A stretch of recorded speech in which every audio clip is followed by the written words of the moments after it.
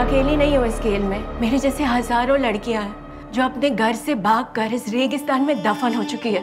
ठेकेदार आहेत ना, या सगळ्या धर्माच्या ठेकेदारांना आपण विचारलं पाहिजे की एका बाजूला यांचं तत्वज्ञान काय आहे की देव सगळ्या जोड्या स्वर्गातून बनवतो। जर सगळ्या जोड्या देव बनवतो असं जर तुमचं तत्वज्ञान आहे आणि मग जर एखाद्या मुलीचं हिंदू मुस्लिमांचं जर एकमेकांवर प्रेम झालं तर त्या प्रेमाला तुम्ही लव जिहाद का म्हणता? मला वाटतं त्याला देव जिहाद म्हटलं। विधायक बनाने का चुनाव नहीं है, आगे आइए तीनों स्टारों लोग, ये चुनाव है कर्नाटक के भविष्य को मोदी जी के हाथ में देने का चुनाव है। तो वापस नहीं आती। सर आप बेलगावी गए थे, सर वहाँ पे जो महाराष्ट्र एकीकरण समिति है उन्होंने आपको काले झंडे दिखाए। सर आपको लगता है कि जो बॉर्डर डिस्प्यूट है बेलगावी का उसका असर कहीं ना कहीं देखने को मिल रहा है? देखिए मैं अत्यंत निर्लज्ज मंत्री जाऊन कर्नाटकात भाजपचा प्रचार करत असतील तर हे महाराष्ट्रद्रोही आहेत, हे मराठी माणसांचे अपमान करणारे हे मंत्री आहेत। या मंत्र्यांना सुद्धा महाराष्ट्रात प्रचार करताना आपण बंद्या घातल्या पाहिजे। मी कर्नाटकच्या बाबतीत एवढंच सांगेल की कर्नाटकाचा भाजपाचं जे काय येदुरप्पापासून बोमईपर्यंतचे अनेक मंत्री जे आहेत ते आता पूर्ण भ्रष्टाचारात अडकलेले आहेत आणि कर्नाटकमध्ये भारतीय जनता पार्टी सत्तेतून पायउतार होणार। कर्नाटका ही भारतीय जनता पार्टीच्या अस्ताची आणि भारतीय जनता पार्टीच्या अंताची सुरुवात। आणि जे ब्रिजभूषण आहेत त्यांचा राजीनामा मागत आहेत, ज्यांनी या महिला खेळाडूंचं शोषण केलं आहे त्याच्याबद्दल इकडचं सरकार बोलायला नाही मागत आहे। त्याच्यामुळे आम्ही या सरकारचा धिक्कार करतो। ते डांबलं पाहिजे। मी आमच्या नेत्यांना सुजातदादा आंबेडकरांना मी त्यांचं अभिनंदन करतो की सुजातदादांनी या विषयाला वाचा फोडण्यासाठी जंतर मंतरवर जाऊन या सगळ्या मुलांच्या, या सगळ्या ॲथलीट्स आणि आपल्या स्पोर्ट्स पर्सनच्या बाजूने भूमिका मांडून या ब्रजभूषण सिंग सारख्या लोकांच्यावर कारवाई झाली पाहिजे।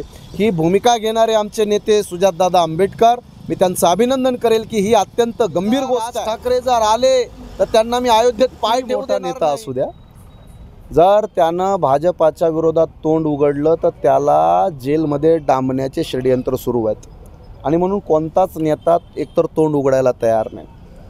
म्हणून आता मी काही नेत्यांची नावं घेत नाही, मग ते नेते राष्ट्रवादीचे असू द्या की काँग्रेसचे असू द्या की शिवसेनेचे असू द्या, ते बोलणार नाहीत।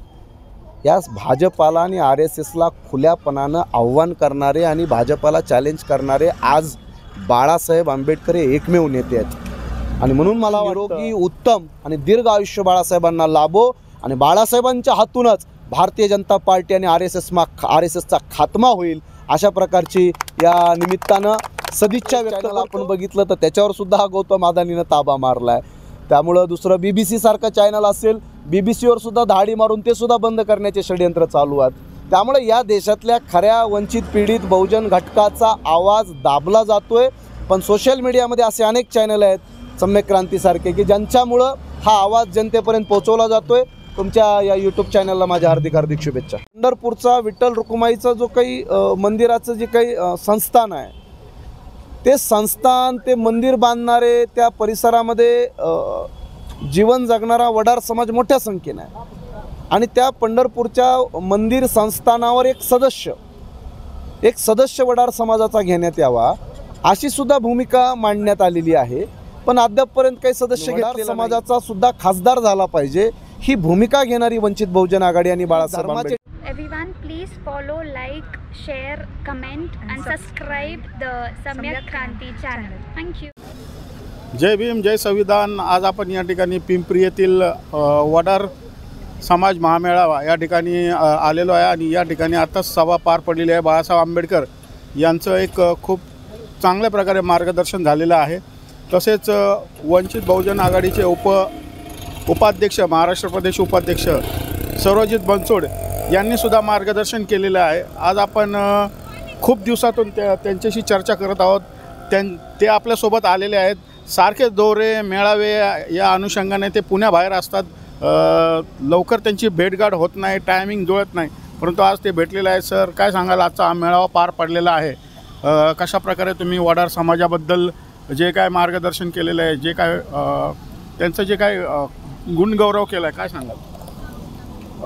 खऱ्या अर्थानं वडार समाज हा वंचित बहुजन समाजातला अत्यंत पिचलेला आणि मागासलेला एक महत्त्वपूर्ण आपल्या वंचित बहुजन समाजाचा घटक आहे आणि बाळासाहेब आंबेडकरांचं सातत्यानंच अशा भटक्या, विमुक्त, आदिवासी आणि मागासलेल्या समाजाला राजकारणाच्या, समाजकारणाच्या प्रमुख प्रवाहामध्ये आणण्यासाठी बाळासाहेब आंबेडकर सातत्यानं प्रयत्न करत आलेले आहेत. त्याचाच एक भाग म्हणून आज वंचित बहुजन आघाडीचे महाराष्ट्र उपाध्यक्ष अनिल अण्णा जाधव यांच्या मार्गदर्शनाखाली आयोजनामध्ये हा मेळावा पार पडलेला आहे. आणि या बाळासाहेब आंबेडकरांनी समाजाला अत्यंत महत्त्वपूर्ण असे संदेश देऊन या समाजाला राजकीय सत्तेमध्ये कशा पद्धतीनं भागीदारी देता येईल आणि समाजव्यवस्थेमध्ये या समाजाला मान सन्मान प्राप्त करून देण्यासाठी जो संघर्ष करायचा आहे त्या संदर्भात साहेबांनी आज अत्यंत महत्त्वपूर्ण मार्गदर्शन केलेलं आहे. मला या बाबतीमध्ये स्पष्टपणे असं वाटतं की एका बाजूला हा अत्यंत मेहनती समाज आहे आणि या समाजाची महाराष्ट्रामध्ये 55 लाखापेक्षा जास्त लोकसंख्या असताना त्या समाजाला प्रतिनिधित्व नाही. कर्नाटकसह माझ्या माहितीप्रमाणे इतर 10 राज्यांमध्ये, मग ओरिसा असेल, कर्नाटक असेल, तामिळनाडू, आंध्र असेल, या सगळ्या राज्यांमध्ये वडार समाजाला अनुसूचित जातीचा दर्जा आहे. पण महाराष्ट्रामध्ये गेल्या अनेक वर्षापासून ही मागणी आहे. त्यामध्ये 2018ला सोलापूरमध्ये मी वडार महाराष्ट्राचा या संघटनेच्या माध्यमातून एक महत्त्वाचं अधिवेशन झालं आणि या अधिवेशनामध्ये येऊन देवेंद्र फडणवीस यांनी या समाजाला 10 घोषणा केल्या होत्या. आणि त्या 10 घोषणांमधली एक महत्त्वाची घोषणा होती की मी वडार समाजाला वाऱ्यावर सोडणार नाही आणि मी वडार समाजाला आरक्षण मिळवून देणार आणि अनुसूचित जमातीचं आरक्षण मिळवून देणार. म्हणजे ज्या पद्धतीनं त्यांनी फसवी आणि खोटी घोषणा धनगरांच्या बाबतीमध्ये केली तशीच खोटी घोषणा ही वडारांच्याही बाबतीमध्ये केलेली आहे. आणि म्हणून वडार समाजाला अनुसूचित जमातीचा अर्थात आदिवासीचा दर्जा देण्याची घोषणा करणाऱ्या देवेंद्र फडणवीसांना आज 5 वर्षाच्या नंतर वंचित बहुजन आघाडीच्या माध्यमातून हा जाब विचारण्यात येतो आहे की निवडणुकांच्या तोंडावर तुम्ही प्रत्येक समाजाला काहीतरी फसव्या घोषणा करायच्या, मग ती 15 लाख रुपये प्रत्येकाच्या खात्यात टाकण्याची घोषणा असेल की धनगर समाजाला आदिवासीचा दर्जा देण्याची घोषणा असेल किंवा आता वडार समाजाच्या प्रत्येक कुटुंबाला स्वतःचं घर देण्याची घोषणा असेल. काय आज महाराष्ट्रातल्या वडार समाजाला स्वतःचं घर आहे का? आपल्या बाजूलाच आपण खराळवाडी पाहू शकता, गांधीनगर पाहू शकता, नेहरू नगर आहे, विठ्ठल नगर आहे, आनंद नगर आहे, निगडी आहे, जिथं जिथं वडार समाजाची मोहन नगर आहे. अत्यंत वाईट परिस्थिती या समाजाची आहे. आणि ह्या सगळ्या भारतीय जनता पार्टी असेल, इतर राजकीय पक्ष असतील, या सगळ्यांनी वडार समाजाला आतापर्यंत अत्यंत खोटी आश्वासनं देऊन या समाजाला खूप वाईट आणि हालाकीचं जीवन जगण्याची जी नामुष्की आणलेली आहे त्याचा वंचित बहुजन आघाडीच्या वतीनं बाळासाहेब आंबेडकरांनी आज पर्दाफाश केलेला आहे. फडणवीसांनी ज्या घोषणा केल्या त्या घोषणा एक्सपोज झाल्या पाहिजे. जो आपला पंढरपूरचा विठ्ठल रुक्माईचा जो काही मंदिराचं जे काही संस्थान आहे ते संस्थान, ते मंदिर बांधणारे, त्या परिसरामध्ये जीवन जगणारा वडार समाज मोठ्या संख्येने आहे. आणि त्या पंढरपूरच्या मंदिर संस्थानावर एक सदस्य वडार समाजाचा घेण्यात यावा अशी सुद्धा भूमिका मांडण्यात आलेली आहे. पण अद्यापपर्यंत काही सदस्य घेतलेला नाही. ज्या समाजाची महाराष्ट्रामध्ये 55-60 लाख लोकसंख्या आहे त्या समाजाला 50 कोटी रुपयाचं पहिलवान मारुती चव्हाणच्या नावावर एक महामंडळ वडार समाजाचं स्थापन करण्यात आलेलं आहे. आणि 50 कोटी रुपयात काय वडार समाजाचा याच्यात उद्धार होणार आहे? 50 कोटी रुपये हे पुरेसे नाही आहेत, 50 कोटी हे मुबलक नाही आहेत. त्यामुळे वडार समाजाच्या उद्धारासाठी ज्या ताकदीचे महामंडळाला पैशाची तजवीज करण्याची आवश्यकता आहे ते सुद्धा अद्यापपर्यंत करण्यात आलेलं नाही. त्यामुळं त्याचेही या बाबतीमध्ये आज वंचित बहुजन आघाडीनं या सगळ्या राज्यकर्त्यांचं, शासनाचं या समाजाकडं लक्ष केंद्रित करण्यासाठी प्रयत्न केलेले आहेत. अनेक आख्यायिका आहेत, अनेक गोष्टी आहेत, त्या गोष्टींवर मी आता बोलू इच्छित नाही. पण मला वाटतं अनिल अण्णा जाधव सारख्या वडार समाजातल्या एका तरुणाला थेट पुणे जो पेशवाईचा बालेकिल्ला मानला जातो आणि परिवर्तनाच्या फुले आंबेडकर चळवळीच्या दृष्टिकोनातून तो फुल्यांच्या विचारांचा बालेकिल्ला मानला जातो, या पुण्यामध्ये अनिल अण्णा जाधवांना थेट भाजपाच्या गिरीश बापटांच्या विरोधामध्ये मैदानात उतरवणारे आणि वडार समाजाचा सुद्धा खासदार झाला पाहिजे ही भूमिका घेणारी वंचित बहुजन आघाडी आणि बाळासाहेब आंबेडकर आहेत. म्हणून वडार समाजाने अत्यंत स्पष्टपणे बाळासाहेब आंबेडकरांच्या नेतृत्वात एकवटणं हेच वडार समाजाच्या येणाऱ्या भविष्यातलं उद्धाराचा आणि त्यांच्या प्रगतीचा महत्त्वाचा मार्ग आहे, हेच मला या ठिकाणी सांगायचं आहे. आपण बघितलं सध्या कर्नाटकचं निवडणुका चालू आहेत आणि 10 तारखेला त्या निवडणुका आहेत आणि अशातच त्या ठिकाणचं वातावरण खूप तापलेलं आहे. बजरंग बली यांचं नाव घेतलं जातं आणि आपण बघितलं की केरला स्टोरी हा लव जिहादवर आधारित हा एक चित्रपटसुद्धा अशाच वेळी प्रदर्शित केला जातो, जेणेकरून धर्मांतरांच्या माध्यमातून लोकांचं जे मत आहे ते डायवर्ट केलं जावं. याबद्दल काय आपली भूमिका? खूप हे अत्यंत घृणास्पद भारतामध्ये राजकारण सुरू आहे. एका बाजूला BBC न्यूजसारख्या चॅनलनं गोधरा हत्याकांडावर एक साधं स्वतःच एक मला वाटतं एक टेलिफिल्म बनवलं, तर त्याच्यावर बंदी आणली गेली.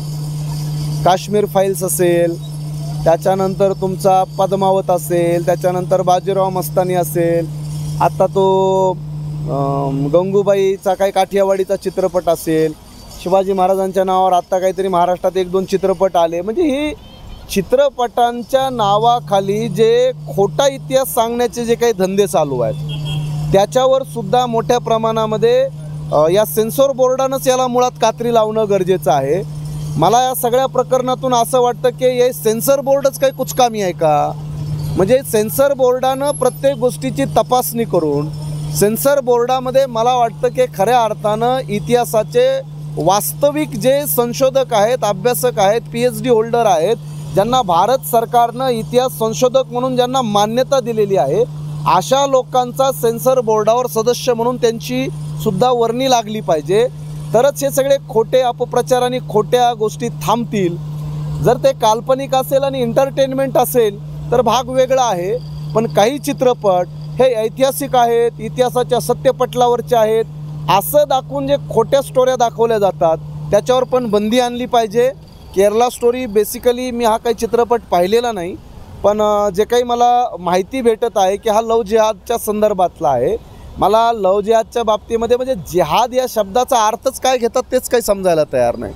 जिहाद हा अरबी शब्द आहे आणि जिहाद या शब्दाचा शुद्ध हिंदीमध्ये त्याचा अर्थ आहे पुरजोर कोशिश.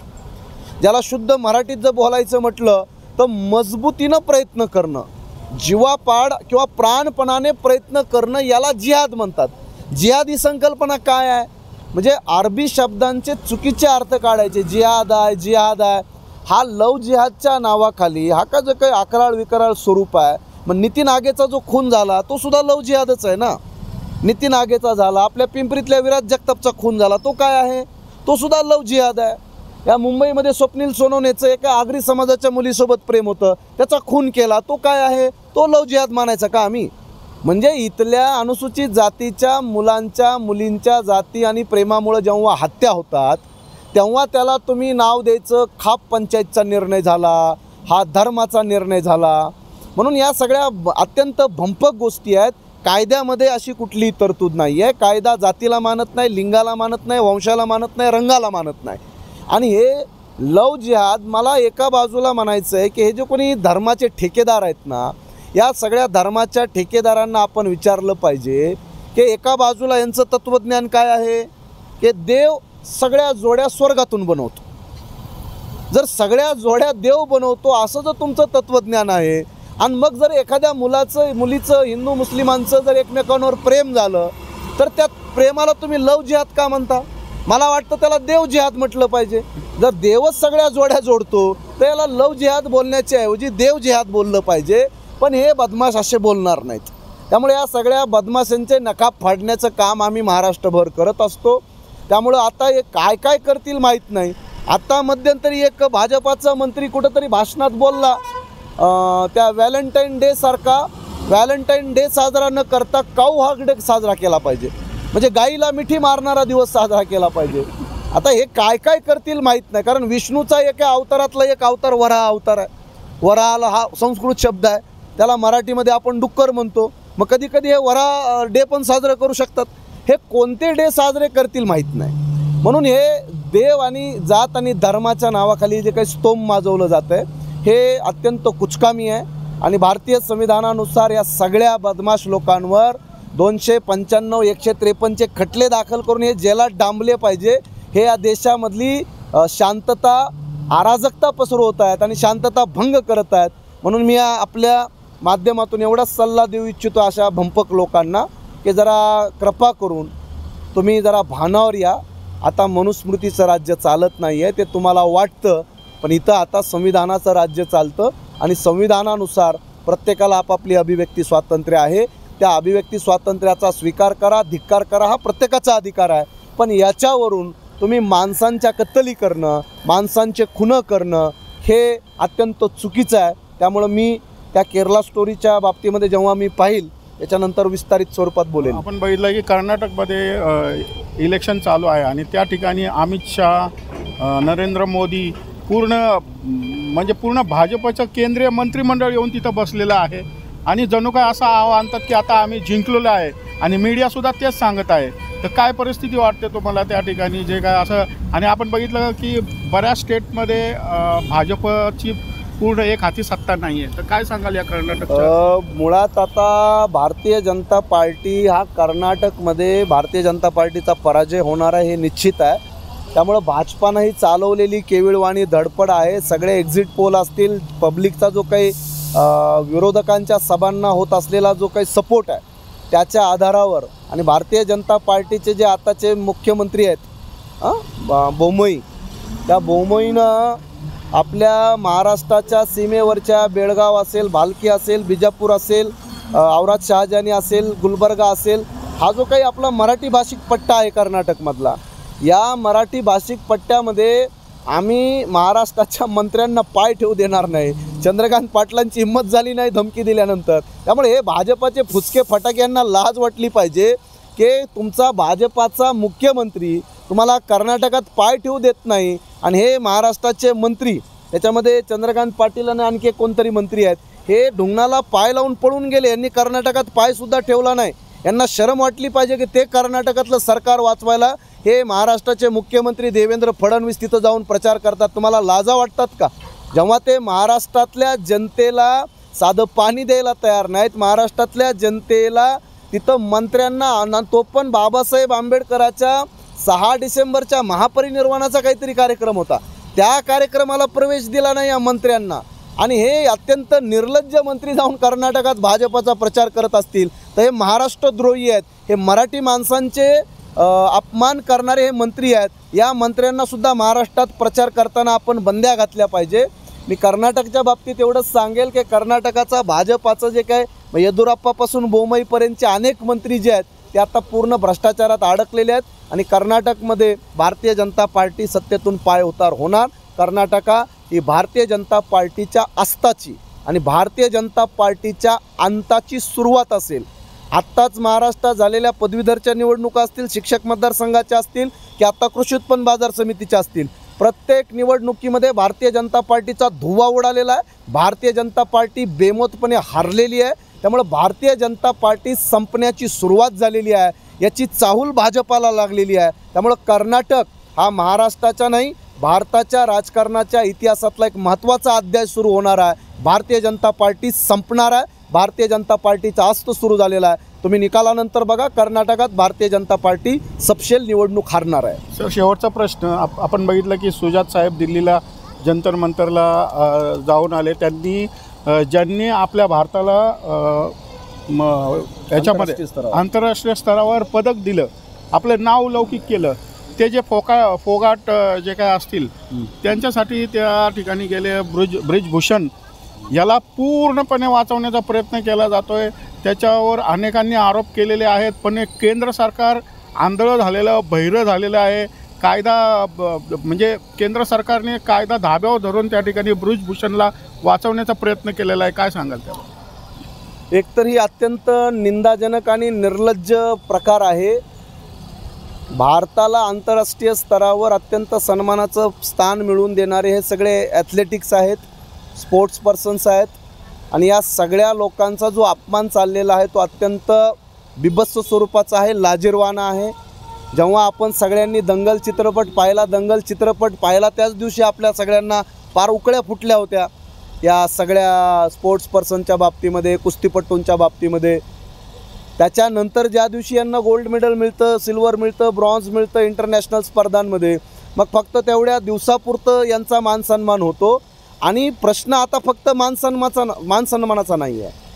ब्रजभूषण सिंगवर पैशाच्या भ्रष्टाचाराचे आरोप नाही आहेत. पैशाच्या भ्रष्टाचाराचे आरोप असते तर आपण एक वेळ ते मान्य केले असते, त्याची चौकशी झाली असती.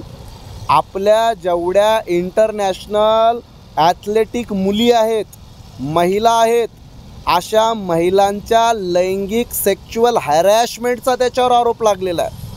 आणि हजारो महिलांचं सेक्शुअल हॅरॅसमेंट या ब्रजभूषण सिंगनं केलं असा आरोप या महिला ॲथलीट्स लावत आहेत. आणि फार गंभीर गोष्ट आहे. या बदमाशावर सगळ्यात पहिले याच्यावर 376च्या दाखल झाला पाहिजे आणि याला जेलमध्ये डांबलं पाहिजे. मी आमच्या नेत्यांना, सुजातदादा आंबेडकरांना मी त्यांचं अभिनंदन करतो की सुजातदादांनी या विषयाला वाचा फोडण्यासाठी जंतर मंतरवर जाऊन या सगळ्या मुलांच्या, या सगळ्या ॲथलीट्स आणि आपल्या स्पोर्ट्स पर्सनच्या बाजूनं भूमिका मांडून या ब्रजभूषण सिंगसारख्या लोकांच्यावर कारवाई झाली पाहिजे. ही भूमिका घेणारे आमचे नेते सुजातदादा आंबेडकर, मी त्यांचं अभिनंदन करेल की ही अत्यंत गंभीर गोष्ट आहे. आणि या ब्रजभूषण सिंग हा तोच खासदार आहे ज्या खासदारानं अयोध्येला राज ठाकरे जर आले तर त्यांना मी अयोध्येत पाय ठेवू देणार नाही अशी घोषणा करणारे ब्रजभूषण सिंग. तर मी राज ठाकरेला विचारतो आता, कारण महाराष्ट्रात फार दादागिरी करून भाषणं करण्यासाठी प्रसिद्ध आहे राज ठाकरे. राज ठाकरे या नेत्यानं ज्यानं तुम्हाला अयोध्येमध्ये पाय ठेवू देणार नाही म्हटले, तुम्ही ठेवला पण नाही. राज ठाकरे पण गेले नाहीत. काय ब्रजभूषण सिंगच्या धमकीला घाबरले की काय आम्हाला माहीत नाही.